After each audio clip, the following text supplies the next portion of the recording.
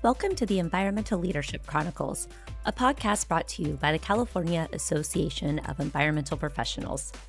Today, we're joined by Leslie Moulton-Post, President and CEO of Environmental Science Associates, or ESA.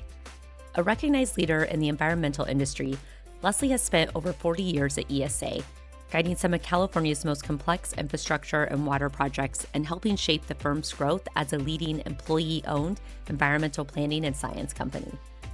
In her role, Leslie leads with a clear commitment to ESA's core values, aligning business decisions with long-term vision, resource stewardship, and meaningful partnerships. She's been recognized as one of the most influential of women in business by the San Francisco Business Times and continues to serve on numerous boards and associations focused on water, sustainability, and environmental progress. We're excited to explore her path, her perspective on leadership, and the future of the environmental practice. Thanks for listening, and we hope you enjoy. Hey, I'm Jessa. My pronouns are she, her. Hi, I'm Corinne. My pronouns are she, her. And today we are joined by Leslie Moulton-Post. She is the president and CEO of Environmental Science Associates, also known as ESA. Thank you so much for joining us, Leslie. Thank you very much for having me on. I really appreciate it. Okay, first things first, how are you connected to AEP? Right. Well, since forever. So we'll talk about how long I've been in this industry. But I think very early on, ESA encouraged. And I think as a young professional, it's like, where do I get to go? I don't know that I did it as a student, but I think as soon as I learned about it, I joined. So early in my career, for a couple of decades, it was sort of the key conference I went to. Now I go to a little bit more water conferences and energy conferences, but we always have a big presence at AEP. So it's kind of a home base. Yeah. And I'm sure we'll get to this, but that you went to Stanford and AEP, the founders of AEP started the discussions at Stanford. So there's I don't think I knew that, but being in the Bay Area was clearly sort of a home of the burgeoning, environmental movement and therefore environmental career. So yes. Well, I'm glad that today AEP is well known in the industry because I'm sure, when they were getting started, it was 51 years ago now, 52 years ago. Yeah. It was just a few people talking about it. And now look at us today. That's right. Look at us, all grown up. Well, and as a Palo Alto native myself, can't miss the opportunity to say, go Cardinal. Go Cardinal. There you go. I always say, Palo Alto, Stanford's like the nicest place I'll ever have lived. I mean, my God, what an incredible opportunity. Yeah. So beautiful. Yeah. So speaking of Stanford College, can you walk us through your longstanding interest in the environmental field and how that has shaped your career path to where you are today?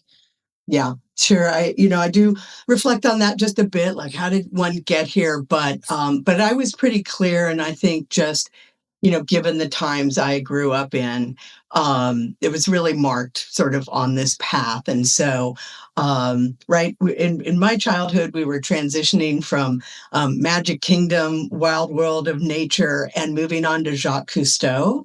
And I can't tell you that was really seminal. Like Jacques Cousteau was all about the wonder of nature, but unlike Disney, he went on to say, all is not good, and call to action. And I was coming up through high school. I had an incredible marine biology teacher. I'm growing up in Southern California. I'm going to the beach. The ocean is, my happy place. So all of that came together. I arrive at college. They finally have environmental interdisciplinary majors that your parents worry about. Like, what the heck are you going to do with that? And you're like, no, this is happening. And so I would say just some of those currents that I was caught in literally really resonated for me. And it's like, that's what I want to do. So, which is why I got in here and haven't left, it was it. Yeah, there seems to be a common thread with people we speak with about what impact that educators have on their career path. Yes. Right. They take your curiosity. They help you think about what would I do with this thing that I enjoy doing. So, That's for sure. That was, helped shape me. I want to do a little tribute to my dad, who worked in a family business that was bonds, so government and municipal bonds. And so I also heard a lot about the public water systems and the public school systems and our infrastructure. So I can't ignore that as an influence of working, since I ended up working on public utilities, just sort of understanding, the superstructure, the substructure of how our communities work through urban planning, utility planning, etc. So I got to give him a little credit for giving me some of that background as well. You have been with ESA for almost all of its history.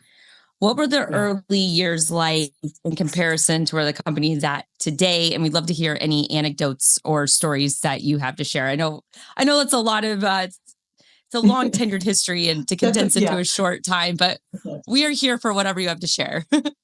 Very good. I appreciate that. Well, I am pleased to say there are a lot of us who have been in this business for as long as I have, but I'm not sure everybody has stayed at the same firm. So obviously I like to even tell ESA employee owners, and I'll just put a plug in, we're 100% employee owned, that I'm obviously a poster child for ESA as a good place to work. I grew up at ESA while ESA was growing up, while the industry was growing up. So, I didn't really have to go looking elsewhere for like, what's the next level of challenge, because the firm was trying to step into it and grow into it. And I got to be part of that. So the firm is 56 years old. It was founded in 1969. So I have been there for most of its history, but I'm not first generation. I'm sort of second generation, having joined after 15 years. But so at that point, ESA was, well established, had a great reputation. It was very Bay Area focused. Maybe started doing some things like very explicitly San Francisco focused, starting to work Bay Area, starting to work Northern California, a little bit of Southern California, but um, still pretty scrappy. I mean, I joined when we were 90 people. And I won't go through the long sordid history, but we grew, and then we went through the really difficult recession in the 90s. And one of the first things I had to do as a junior manager of 4 people, was consider whether we needed to do layoffs. And I'm like, wait a minute, what kind of job is, I don't want this job. But we kept growing. So, we grew and we cut back and we grew again. I stepped in as president in 2016. We were about 300 people by that time. And, now I'm really proud to say we're 750 and Wow. growing. But really, like, it's not growth for growth's sake. We try to be very deliberate about it. We want to stay with our reputation for high quality premier services. So we're not looking for sort of disruptive, growth and to scale, but to just steady adding to the team. What do we need? What do our clients need from us? So, but just to go back, to be in the Bay Area at that time, our founder Paul Zigman actually had a role in helping write CEQA, because it was adopted in 69, 70. The Clean Water Act, the Clean Air Act. I mean, it was really all just happening late 60s, early 70s. So to join in early 80s, where the firm already had its feet under it, so much so that they'd actually done their first acquisition. And I didn't realize I had really joined a small woman-owned biology wetlands firm called Madrone Associates, run by Nona Dennis and 2 to 3 other women who were her co-founders. But they'd already been acquired and were a subsidiary of ESA, but they had kept their name. So about a year after I joined, they're like, hey, we're changing our name now to ESA. And I'm like, hey, why would you do that? And it's like, oh, no, we became part of them. But it was exciting because we basically became their natural resources department. Uh, they were a little bit more urban focused, physical, air quality, noise, transportation focused. So we became their natural resources. That's gone on to be one of many of ESA's big services that we go to market with. And I think the other important part of this story that we talked about when we were prepping is, even in the mid 80s, ESA was 50-50 male female. And that is unusual. Now, we are an environmental focused firm first. So we're not a big engineering firm with a small environmental unit. So more women definitely went into environmental, but it was unusual to have that kind of healthy mix, gender mix. And women like Nona Dennis were already up in senior ranks. And I didn't explicitly, go, I have to have a firm like that and good luck, because that wouldn't have been that easy to find. But I could see that Nona and other women in positions were like, hey, that's a place you can grow. Somebody like me could grow into. So I've just realized representation absolutely matters, and it's been really valuable to me and important for me to keep stewarding that at ESA. And I think even, more remarkable, we see even within the environmental profession that while, we are probably disproportionately women, it's not always the case that then women, that makeup makes it into leadership Right. roles, makes it That's into, right. the C-suite role that you're in. So it's, it's really good to see that. And that, ESA has supported you in that role. Absolutely. And as I say, we have a broad bench, and for decades there have been women in leadership, and that's been a value proposition. And we have been really deliberately working to broaden minority participation in our firm as well, and into leadership positions. That is something our industry has needed to uh, make some progress on. And so I'm pleased with the deliberate efforts that we've been making. Speaking of that leadership position, has there been any, unexpected or unique challenges since you entered that role, or anything you've either successfully or are still trying to navigate through?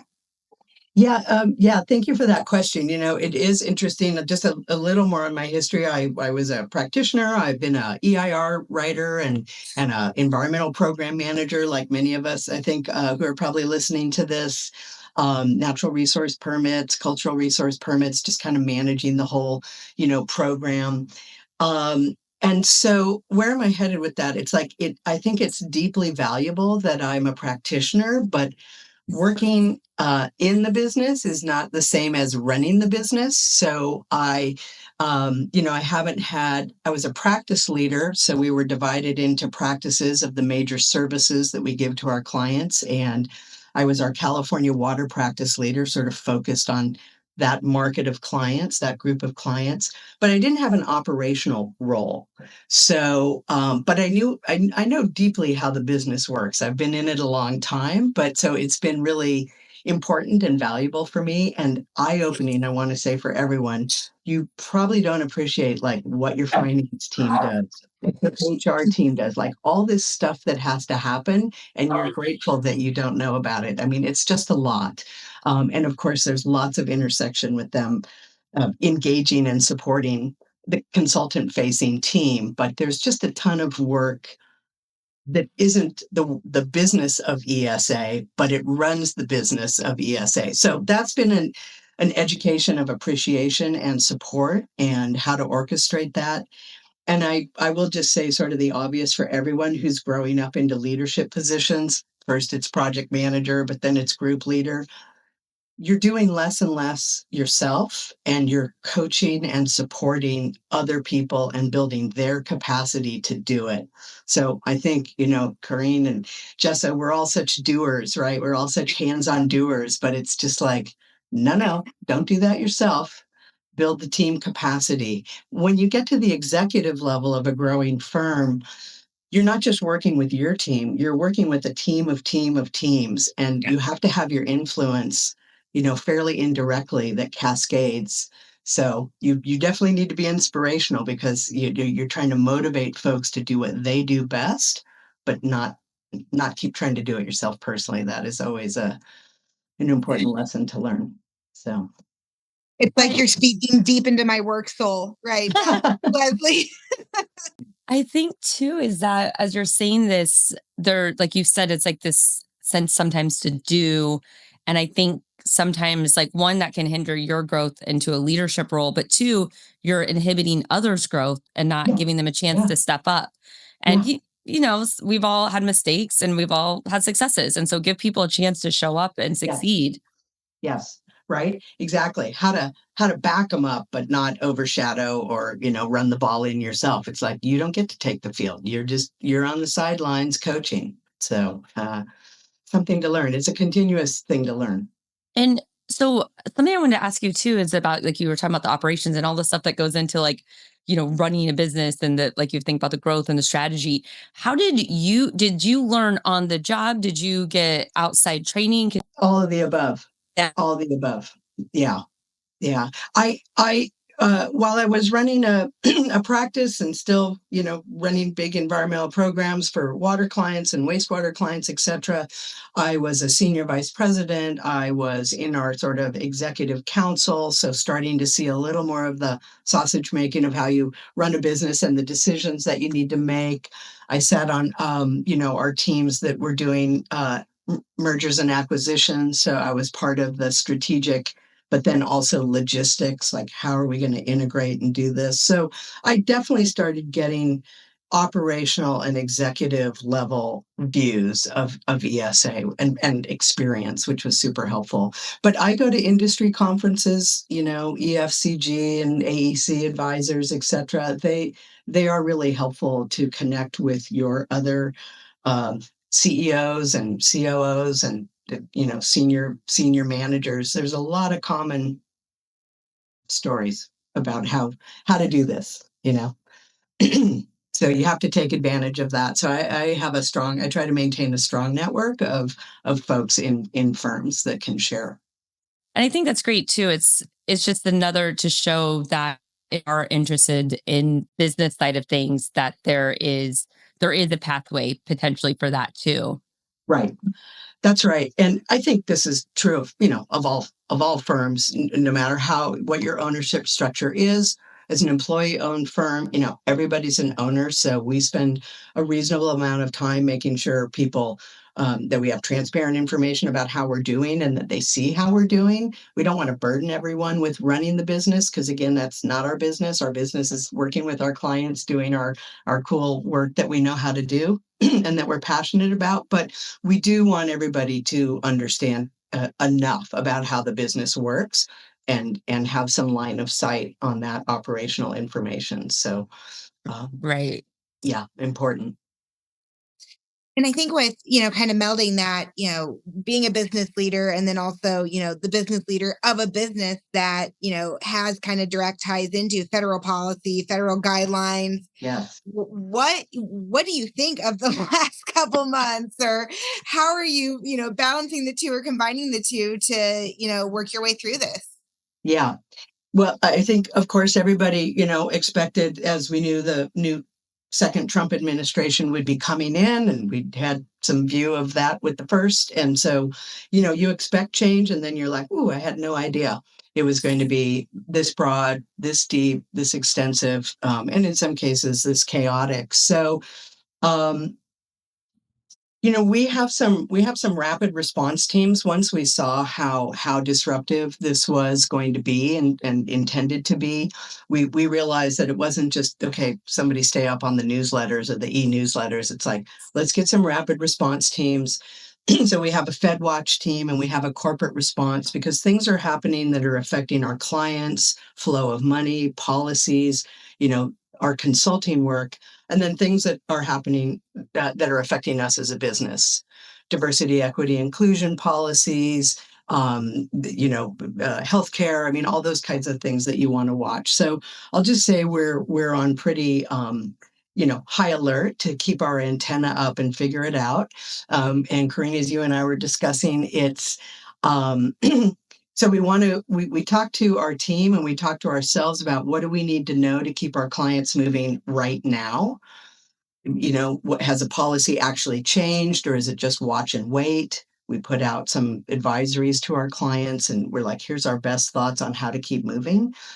But we're also actively trying to talk about okay, permit streamlining, frankly, has been a drumbeat for the last decade, but it's reached a fevered pitch, and the Trump administration at the federal level is doing quite a lot about that. And we're like, okay, if this is all going to change and be disrupted, how are we part of a positive rebuilding of what the next view is going to be? Because we're not going back. It's clear that too much is being changed, but we don't want to just be passive about that. So we're pretty actively, um, you know, in conversation and including getting someone out of the Biden administration, Eric Badel, who was the executive director of the Permit Strategy Council. So he's just focused 100% with us on where can we positively affect where NEPA's going, where the Endangered Species Act is going, where Clean Water Act is going. So we're trying to be pretty proactive. We have a long view.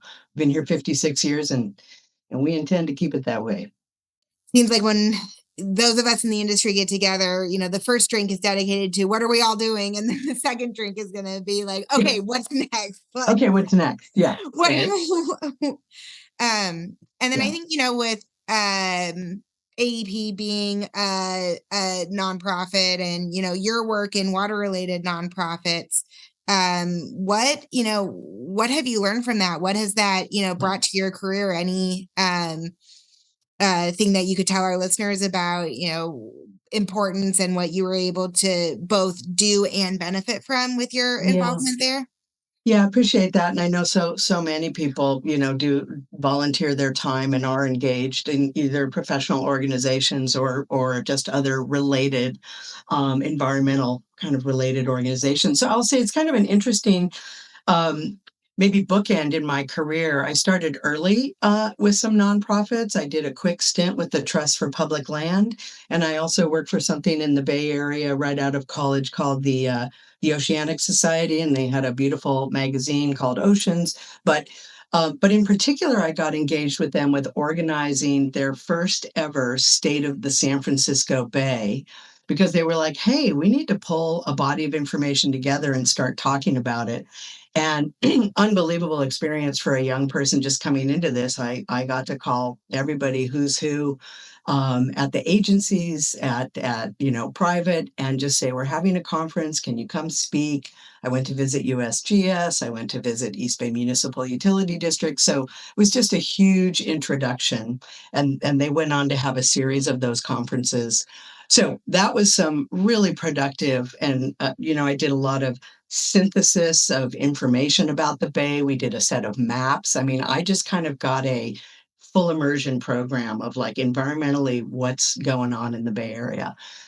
Fast forward about a decade ago, a friend and woman in my community got me engaged with something called El Porvenir, which is very focused on water and sanitation in Nicaragua. And just a little history by my dad again gave us kind of he had traveled in Central and South America, spoke Portuguese and Spanish fluently, and we'd all were sort of raised with a love for Latin America. So when that came together with an intersection of water and Central America, and I think a time for me to step out of not just working and being able to give some time and attention, but also have a really important experience of like, availability of water is critical, essential, and it's not happening everywhere, including in the United States. So you don't need to leave for that to be the case. But these solutions that this nonprofit continues to support really, I thought, had the right focus. Local team working and supporting Nicaraguans, kind of not bringing in an out of country team and not bringing in out of country technology. And they've had a lot of impact in making sustainable progress in water supply and sanitation. So it was important, it was eye-opening and really valuable, and just kind of cemented my like, yeah, water, that's just where I want to work. It's just so critical. Then with that, I know, in the US, it's maybe becoming increasingly, well known or discussed about water availability. And Yeah. you have things like, we saw with the Flint water crisis that unfortunately is like still ongoing. But are you seeing that is getting enough attention, or are there other water related issues you wish were getting more? Well, I think just the broad basket of water issues, we've we've sort of talked about them, but we're also a little back against the wall, which is kind of human nature, right? Necessity being the mother of invention. So in California, we've had the Sustainable Groundwater Act, and we've had these dwindling groundwater basins, and now they're great opportunities for storage. But we're really facing some dire. I mean, you may or may not be aware, but some dire situations with farmland needing to come out of production because we don't have the supply. Lots of arguments about how much more effectively we could get surface water supply off the Delta, the San Joaquin Sacramento Delta. So I think there is an appropriate focus on need for storage, system interconnection, the better ability to sort of move water around and put it where it's needed. I think we're seeing, and ESA is part of, along with many others, a whole revolution around how we manage our water systems. It's come a long distance, but it's coming from a set it and forget it. Like, these are your rules. These are your rules for when you can divert. These are your rules for how you operate your storage, and it's mostly for flood. And it's like, no, it's got to be multi-benefit. It's got to be real-time monitoring. It's got to be pretty nimble operation. It's got to be adaptively managed for a changing baseline due to climate change. So I think that investment and awareness of just the more sophisticated and hands-on management of our water system is critical. So I know you've got, there's desal, and there's indirect potable, and there's direct potable recycling. And just like energy, our need is all of the above. So I do think they all have a role to play. And stormwater, we just had a history of, let's let that water fall on our communities and get it out of here as fast as we can. It's like, no, we need that water. Get that water back in the system. Keep it in the system. So, yeah, I worry about affordability. I think we've underfunded our infrastructure for too long, and I still don't see enough investment coming, and which is a bit strange to me, given how much of an economic engine having stable infrastructure systems is: water, energy, transportation. It's like everything else sits on top of that. So if those are not viable, lots of things are not viable. Well, and they're completely, interrelated as well, Yes, right? right, Like, right. seeing there is going to be farmland that has to go out of production because we don't have the water for it now. And, one of my passion projects is, what makes a really good, solar site is That's right. ballot agriculture, and how can we get those areas identified and projects built quicker and easier so that our energy that everyone Yeah. needs can be more affordable. And I think there's so much synergy there. Right. I would agree. And, as somebody who, all of us, have been in consulting part of the permit process. And I do remember a couple of clients would be like, oh, the CIR is going into litigation. Maybe you're happy about that because you'll have to redo it. And I'm like, nobody's happy about that. No, we want to see good projects get done, and we want to move on to the next thing. I mean, when we have to continue to support the process, we certainly will, but nobody wants to be stuck in a do loop. So I think a lot of us are like, yeah, how can we attend to local and state and federal regulations, but not have it be just this obstacle course that is so hard. So I know we've gotten there, and I know we can do better. Yeah, and along the lines of obstacle courses, I know you've worked on a few dam projects throughout your career. Yes. And would love to hear a little bit more about your experience there and how public perception to dams has shifted, and what that meant for you. Yeah, I did. It was a real career high for me to spend over a decade on Contra Costa Water District's Los Vaqueros Reservoir, and I didn't work on the original. I give that credit to Jones and Stokes ICF, but we came up and we picked up the second phase, which was raise the dam and expand the storage, and they were contemplating a third phase. But I want to point that out for saying I think there's clearly an understanding now about the need for more storage and interties, as I was saying, just a much more flexible, resilient system, and expanding existing reservoirs can be a better way to do it than just a new reservoir. That, of course, it still comes with environmental impacts, but there have been a number of cases where they've looked at dam raises. We worked on Calaveras Dam, et cetera. And we've also worked on some take out the dam projects. We had a small but gratifying piece in Klamath, and of course that's super high profile. But there are many, many old, small, obsolete, filled in, sedimented in dams, weirs, all sorts of obstructions in our rivers. So we've worked on a number of like smaller things, but they need to get out of the flow of the river. There's no reason that they're still there. They're impeding, kind of healthy flow and healthy ecology, and they're just kind of left behind. So I think there's a lot of room to keep moving out old infrastructure.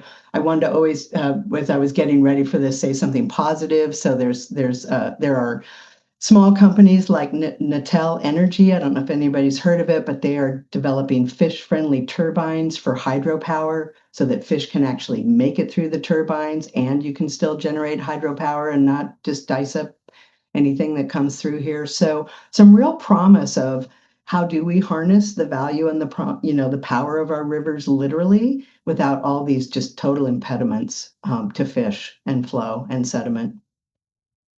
Yeah.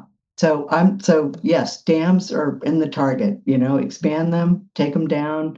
But it's a big part of the conversation of what needs to happen with these facilities.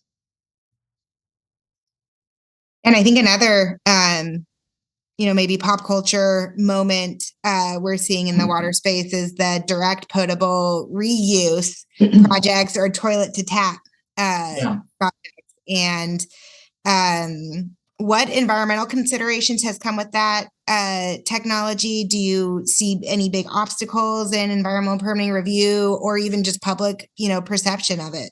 Yeah, well, it's come a long way, and I'm appreciate being able to say I worked on one of the earliest proposed indirect potable, and this was for Dublin San Ramon Services District. They were really pioneering back in the 90s, and they didn't get that far because they got caught by the concern and the uncertainty and the fear, and absolutely by the toilet to tap. And of course, Southern California had attempted to go first and had the infamous toilet to tap phraseology stuck to it. So that's a lot of years ago at this point. And so I think there has been much more rigor applied and communicated around health and safety and multiple barriers and way that we can do this in a much more protected way.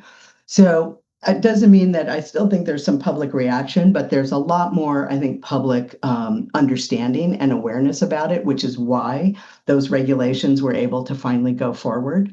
So I do think that's critically important. When we take fresh water out of a river, we just cannot use it once before we get rid of it. There's a ton of energy and effort and environmental impact that went into getting that water into our urban water cycle, and it just needs to move around our urban water cycle more times before we dump it in the ocean.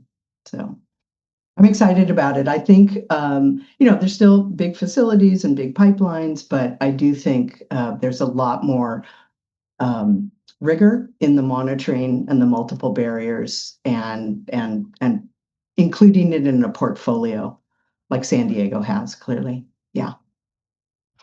And then I guess so we've done stigma, we've done indirect reuse, maybe rounding out our top 3 water controversies, or at least hot topics, is desalination, especially here in California.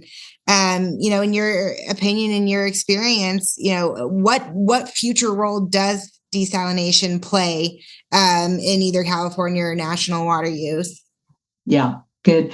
I had the privilege of over the last 18 months working on an advisory panel that was requested by California's State Water Quality Control Board. And Scott McCreary of Concur was the convener of a panel of experts that I was honored to be on. These were, PhD scientists and consultants that had been working on desal have been working professionally for decades. This was mostly around, technical design issues that the state board was looking for some guidance on around permitting. So I was coming in with the environmental perspective that wasn't, totally front and center. But I will say, I think we all appreciated it's difficult to permit desal in California. But also, I came away with, I think desal has a role to play. I don't think it's the panacea, and I worry that people will be, let's just go over there and, that's where we'll get our water. The suitable locations for intakes are limited. And I've floated an idea that hasn't gotten a lot of traction and has had some aversion by people, but I do wonder if it wouldn't be more efficient if we didn't study where the most suitable sites are, at least on a region by region basis, and almost make them available like offshore wind leases. So that we don't have a bunch of independent actors individually going out and spending tons of effort and money to like hope to find a place. Again, and like I mentioned, Natel Energy, I also want to mention something you might have heard called Ocean Well, which is a startup that is pioneering a really interesting idea of floating a network of pods off the continental shelf. So not building a structure, and the pods in the mid water column use the ocean pressure itself to drive seawater across the reverse osmosis membrane, which is what takes all the energy. So it's a pretty clever design with nature concept that they're just starting to pilot. They're working with Las Virgenes Water District on a pilot project. And so I'm hopeful that there'll be those kind of appropriate technology, design with nature, less impactful concepts that might be added to the portfolio. But thank you for taking me through a tour of, water supply options. And I'd be remiss if I didn't stick the landing with efficiency, conservation, stormwater reuse, and intertie our systems so we have a much more resilient and sort of fungible supply. We have a fair amount of water in the system or potentially in the system, but there's some real blockages to using it well. And then groundwater recharge, flood managed aquifer recharge, like all the way. Yeah. That's incredible. Well, Leslie, thank you so much for your time and your knowledge and experience. And then unless there was any questions or anything you had for us, I think we can get into our wrap up rapid fire. Yeah, thank you. I really appreciate this time, and I appreciate your previous shows where we just kind of get to know some of us who have been, hanging out in this profession, and lovely to meet you both. So yeah, I'm ready for your rapid five. Let me see if I can get ready. All right, here we go. What is your favorite daily habit? So I have a morning routine of filling the bird feeders and then grabbing a cup of coffee and sitting down with Jennifer and our little black lab puppy George and watching the birds. So that's my morning grounding exercise. Okay, so side question. Have you gotten into or are you interested in the built-in camera bird feeders that give you the real-time updates for what your little feathered friends are doing? You know what? I've seen that. And I haven't done it yet. I'm still kind of like old school doing it, but I have looked at some nest box cams, and I'm connected with the Bird Observatory and just sort of watching what they can show. It's incredible. It is.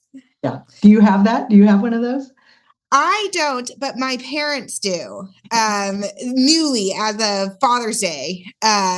So we've been getting all sorts of video camera updates from what they're seeing in their home.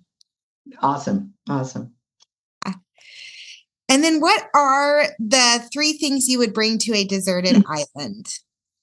Okay. Well, assuming I can't bring people, because that wouldn't be deserted, I suppose, I would take a guitar. I'd try to take my dog, probably not on the list either. For my practical side, I'd take a pocket knife, because you never know. And my other side, my soul-serving side, I'd probably take a book of Mary Oliver's poetry.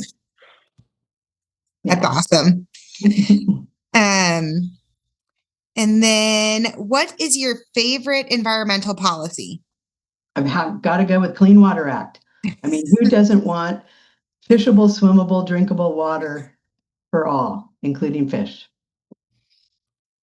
This is my opinion only, but I would like to ask that question of the Supreme Court. So Here we go. We're still here, so we will be. we're still here.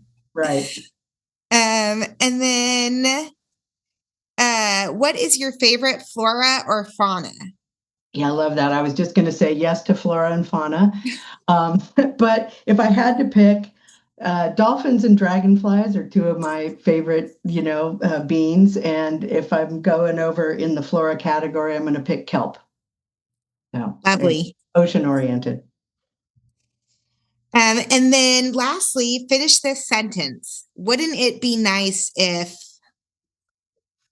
Yes. Okay. I was all over the map on trying to finish this sentence. So I'm going to say, won't it be nice when we get back to living in balance with nature, which we are part of? That'll be cool. That'll be cool. I hope we all see it in our lifetimes too. Me too. And I appreciate everybody working hard to try to make that true.